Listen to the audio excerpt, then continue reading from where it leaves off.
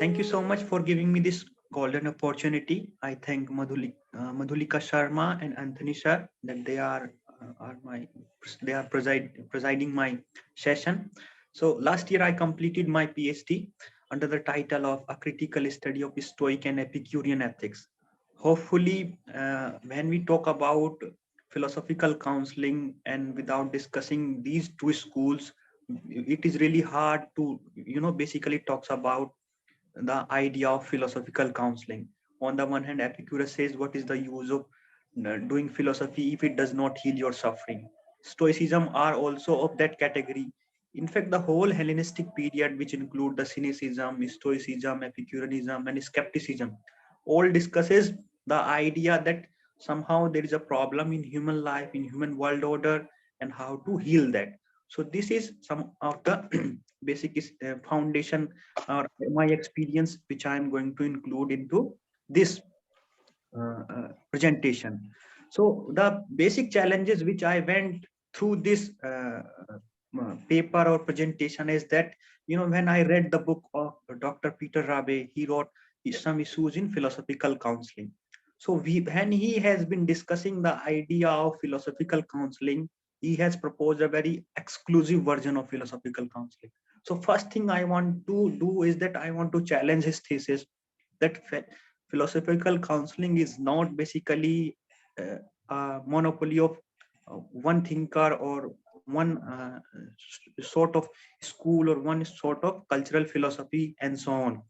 Further, I want to include that it is really not beneficial at all to put forward an exclusive version of philosophical counseling. We have to be all inclusive, comprehensive in terms of philosophical counseling so that we can provide a best version of it which can help everyone. So my title, as Sir told it, is that philosophy as a Therapeia and Dialogical process. So when I'm discussing this thing, I want to express the idea of philosophical counseling in Indian and Hellenistic school of thought via the notion that philosophy is basically a Therapeia and it is a dialogical process which helps us in one way or another. So when we discuss the philosophical counseling, so there are two terms. One is counseling and another is philosophy. So first question would come, what do we mean by counseling? And second would be that what do we mean by philosophy? And then third would that what do we get when these two terms collaborate, when philosophy and counseling get together, what we get out of it? And fourth one would be that what we actually want to achieve with philosophical counseling. These are some of the important questions which we have to take into consideration. So when we talk about counseling, so counseling basically gives us the sense of help from someone who is expert in certain area. Counseling is also meant to be a guidance, a sort of guidance. If a student is going in a university for admission, then prior to that he has to take a counseling. So that sort of help in a certain sort of realm where we are not basically experienced taking help, that is known as counseling. Philosophy, on the other hand, is a very critical issue. Every philosopher has been contemplated on this issue, despite they basically shy away from the very question is what is philosophy, what do they mean by philosophy. So when I was working on my PhD thesis, I included a chapter on metaphilosophy. Right from ancient time to the modern time, most of the philosophers talked about philosophy, and later they basically raise their hand and then say that we actually cannot proclaim that it is basically a philosophy. So what I uh, uh, give the foundation to my thesis is that philosophy is basically an inquiry and a way of life. Inquiry in a sense that it basically take certain method into consideration and then inquire about certain subject matter, whether it can be metaphysical, moral, epistemological, logical, axiological, or whatever. And after then inquiry, after that critical or analytical or whatever kind of inquiry, we move forward and then come up with certain kind of conception, theory, and notions and so on. So this is basically the superficial idea of my philosophy. Now coming to the third question, what do we get or what do we want to achieve via philosophical counseling? So obviously when we talk about philosophical counseling, so I have certain issues in my mind or in any person mind, those issues could be such as death, good life, nihilism, absurdity, suffering, paradoxes, meaning of life, friendship, fidelity, free will, and so on. So when these different kind of notion and issues come up in any individual life, obviously no single notion or no single philosopher gonna helps us at all. Kant may be helpful for us in terms of morality, in terms of epistemological and metaphysical issue, but what about other realm of human life? Because human life cannot be summarized in certain issues at all. Any individual can face any kind of problem, then he would be needing some different kind of philosophical counseling or counseling.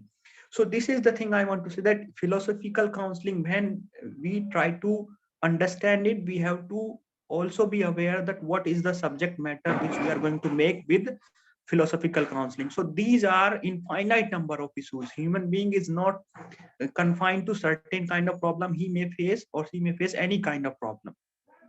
Now you may ask, like, how can philosophy be useful for that? So in that sense, I would like to quote from Seneca. He said that, shall I tell you what philosophy holds out to humanity? Seneca says, counsel. One person is facing death, another is vexed by poverty. All mankind are stretching out their hand to you, and on every side lives life has been ruined. Lives that are on the way to ruin are appealing for some help. It is to you that they look for hope and assistance. So Seneca boldly proposing that philosophers are basically aim to counsel the person who is basically suffering or facing certain kind of problem. So in that whole scenario, we come up with the notion that what would be that philosophical counseling be. Now I want to proposed the Pur Paksha or the thesis of Peter Rabe. He says that philosophical counseling is basically an exclusive version of doing practice in philosophy. So what he primarily rejects, he says that philosophical counseling is not academic philosophy. Philosophical counseling is not teaching history of philosophy. Philosophical counseling is not applied philosophy. It is not consultant philosopher's job. It is not a philosophical cafe. It is not therapy. It is not psychotherapy. It is not scientific endeavor. It is not religion or new age. It is not a cause casual conversation. So when he basically rejects all these importance is important aspect of philosophy, he is basically aiming to present an exclusive version of philosophical counseling, which is basically a very challenging task for anyone. you know if I am facing a different kind of issue, then and I can find the best solution in any of the realm which he basically rejects. Suppose if I may find a good solution for my counseling or for my issues in the applied philosophy or in the history of philosophy itself, then what would be his thesis at that time? So this is basically a challenge in front of Dr. Rabe, is that he is proposing a exclusive version of philosophical counseling, which is not basically a very good approach to apprehend the philosophical counseling itself. Let me give you an example. Some time ago, when there was a seminar in our department, a person started his lecture on applied philosophy, some methodological issues. So at the end of the lecture, I asked him a question. When we are doing or delivering, when you were delivering this particular lecture on applied philosophy, what were you basically doing?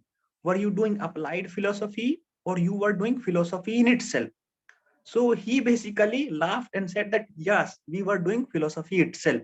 So in a similar manner, when this whole conference would be going on, we would all be talking about philosophical counseling. We again, this question would may be asked, like, whether we are doing philosophy or philosophical counseling. And if we are doing still philosophy, then how do we do philosophical counseling? If we do philosophy, then does we really need philosophy or philosophical counseling as a term to propose just to give a new version to itself?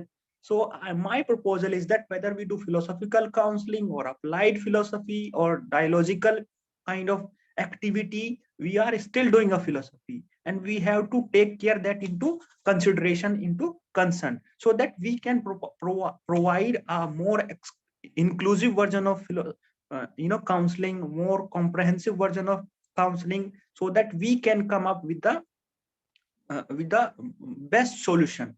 I haven't told any kind of suggestion or any kind of solution that if someone is facing that kind of problem, that this subject matter would be helpful for them. There would be lots of speakers there who would be talking about Socratic method or Stoics and Epicureans. I just try to propose what are basically the challenges in front of philosophical counseling or counselor who proposes this thesis. And then I want to come up that philosophical counseling has to be all inclusive. Modern time basically talks about pluralism in all area of life, whether it is socio-political, whether it is moral, whether it is cultural, and so on. So we have to be pluralistic in terms of intellectual pursuit, or the pursuit of way of life such as philosophy, so that we can provide a more comprehensive answer. However, we still may be critical about certain issues within the realm of philosophical counseling. You may ask, then how would we differentiate between religious guru and philosopher counselor? How would we differentiate between self-help teacher and a philosophical counselor?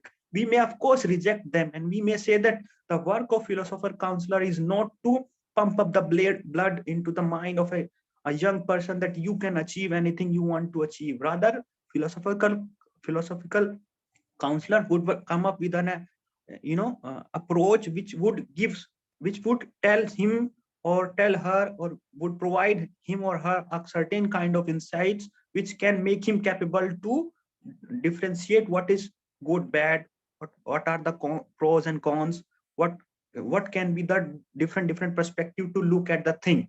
So these are some of the things which philosophical counselor may propose, and they can basically guides us in the better way. So this is the thing which we can all apply in the very dialogical process as well. So these are some of the challenges which Dr. P. Ravi hasn't answered in his you know book. Further, in the third chapter, he has come up with a title, uh, experimental philosophy. So when he talks about experimental philosophy, he basically gives us a thesis that we have to move philosophy from humanities to scientific realm. There has to be certain hypothesis, then there has to be certain experiment, and then we would come up with a certain universalizable solution. But that is a problem, as I mentioned earlier. No human being face not every human being face a similar kind of problem. Everyone may face different kind of problem.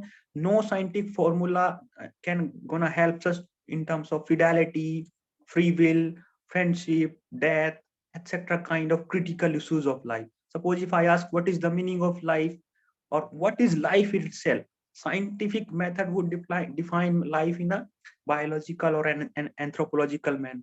But in philosophical realm, the whole issues basically changes. So these are some of the challenges which philosophical counselor has to taken into consideration prior going for the you know uh, thinking or activities. Thank you so much. These are the things I wanted to say.